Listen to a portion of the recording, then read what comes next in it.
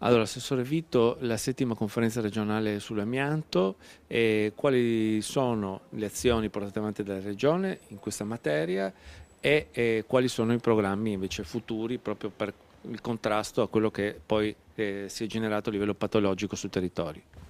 Ma è molto importante essere qui, essere a Monfalcone, a questa conferenza regionale sull'amianto che abbiamo davvero fortemente voluto nella località, che si tenesse nella località isontina, perché era un segnale importante che diamo a questo territorio per il dramma che ha vissuto e che sta ancora vivendo relativo appunto alle malattie asbesto correlate. La Regione sta lavorando con grande determinazione, in questa legislatura si è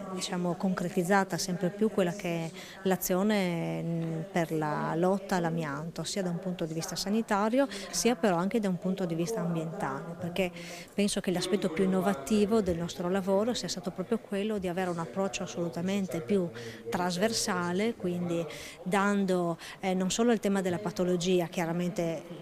la grandissima importanza, ma anche il tema della prevenzione, ovvero il tema delle bonifiche, allo smaltimento, alla rimozione dell'amianto, aprendo anche delle linee contributive importantissime a favore dei comuni, delle famiglie, delle aziende che si stanno rivelando veramente un successo in termini di partecipazione. Questa azione potrebbe diventare la più grande opera di bonifica ambientale sul territorio regionale, quindi sicuramente sarà un'azione che verrà continuata nel tempo perché, come abbiamo detto in più occasioni, noi non ci fermeremo mai. Questa battaglia continuerà per arrivare un giorno veramente ad avere libero tutto il territorio regionale dalla presenza di questo materiale.